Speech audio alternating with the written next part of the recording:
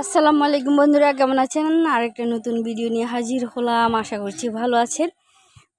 পেঁপের উপকারিতা সম্পর্কে আমরা অনেকেই জানি, তবে এর একটু বিশেষ দুটো উপকারিতা সম্পর্কে বলবো।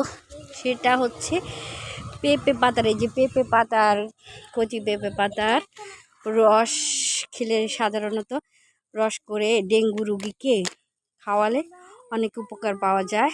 প্লাটিলেটটা বেড়ে যায়, কমে না, কারণ প্লাটিলেট কমে গেলে ডেঙ্গু রোগীর অনেক ক্ষতি হয়।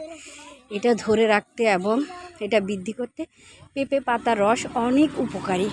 আর একটা হচ্ছে পেঁপের খোসা ব্লেন্ড করে সেটা দিয়ে মাছ পরিষ্কার করা, যেমন শিং মাছ, মাগুর মাছ, এগুলো পরিষ্কার করার কাজে ব্যবহার করা হয়। এগুলো কাজে লাগে এই আর কি। আর পেঁপেকে আমাদের ফেনিয়ানরা বলে ককইয়া, ঠিক আছে? ওদের আঞ্চলিক ভাষার সাথে পরিচয় করিয়ে দিচ্ছি।